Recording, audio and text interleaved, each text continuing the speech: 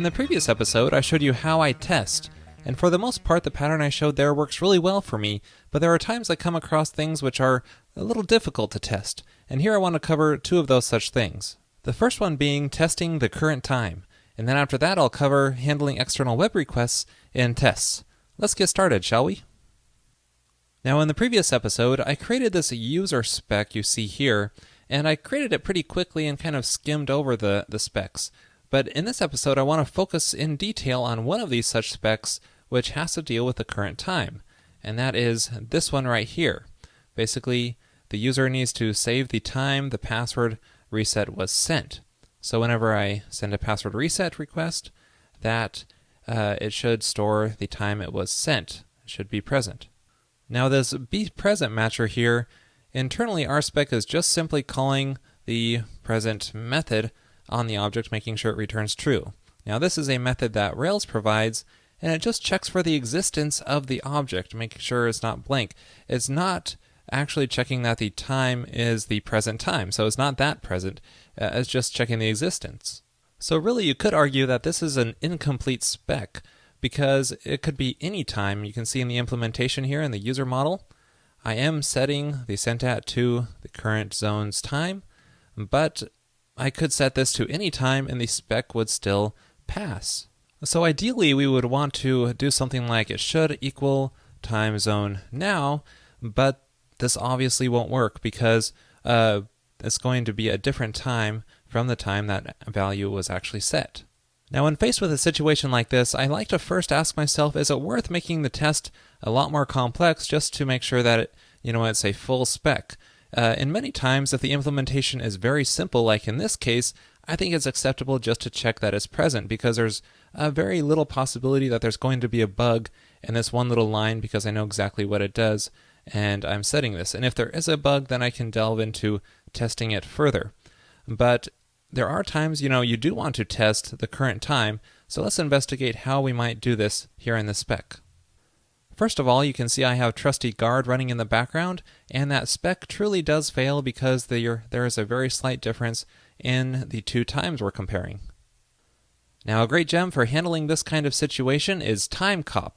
This allows you to do many things with the current time, including freezing the time. And that'll do just what we want, so that way the time won't change but between the time it's set and when we actually do the comparison. So the first thing to do is to add Timecop to your gem spec. So inside our test group here, we'll just add Timecop inside of here and make sure to run the bundle command to get it installed.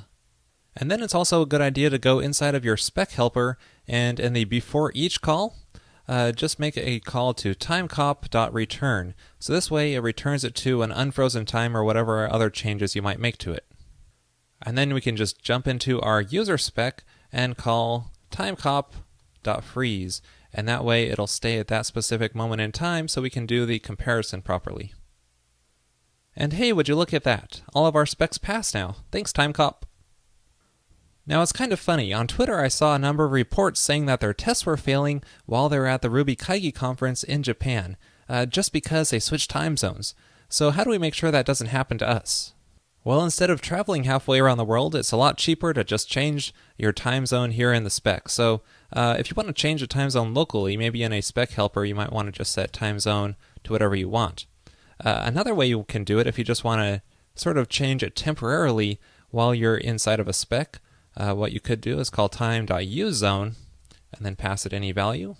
Let's say we're in Paris, and then inside of this block, it'll be just like we're in Paris. So then we can make sure that the spec still passes even though we're in a completely different time zone. And as you can see, the specs still pass. Awesome. So in summary, whenever you're testing against the current time, always make sure that you have something like Timecop so that the time is always consistent, and that way it doesn't change whenever you're dealing with daylight savings or something. And consider testing against different time zones to check for that as well. So now let's move on to testing with external web requests. And I'm actually going to base this off of a real-life problem I encountered while working on the Railscast site. Specifically, this feature right here, when you roll over the movies here, notice that it shows you the file size in parentheses above it. Now it's actually fetching that file size from an external web server because I'm hosting the movies elsewhere. So I'm having to do an external web request here, and I want to show you how I ended up testing this. So here I want to work on this through a little example app where I have a web request resource which takes in a URL. So let me just paste in the URL to that same movie and say create web request, and notice it returns the URL and the file size is 0 bytes.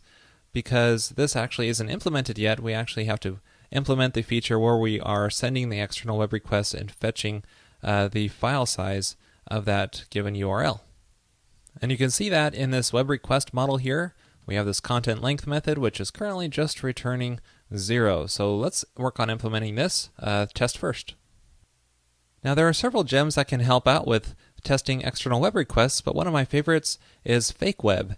This allows you to easily register a URI, and then when you make a NetHTTP request for that URI, it basically returns whatever you stubbed out in your FakeWeb call instead of doing the actual request.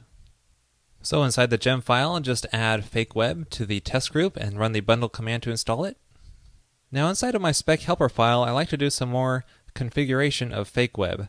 And one of the things is to call FakeWeb.allowNetConnect and set that to false, because this will basically not allow any specs to do some external HTTP connection. This is great because if somehow something slips through, it doesn't really slow down my whole test suite. It'll let me know that it's actually making a true connection to the web.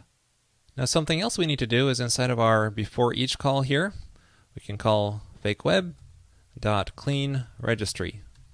So that way it's starting with a clean slate every time and not using any of the settings we did on previous specs. So now we can use FakeWeb inside of our spec for our web request model. What we want to do is just make sure that our web request fetches the content length. And inside of here, you can just call FakeWeb.registerURI. And then the first argument here is the type of request you want to make. Here I just want to make a head request because that's just fetching the header information, which will include the content length. And then whatever URL you want, so let's use example.com, and then any attributes you want. So content length, and set it to 123. So now let's make a new web request object, setting our URL to that same address here. And then we can make sure that our content length returns 123, just like that. And you can see that of course this fails because our content length currently returns 0 instead of 123. Now to get this passing, we just need to change this content length method so that it makes a true NetHTTP request. So I'm just going to paste in some code here to move things along.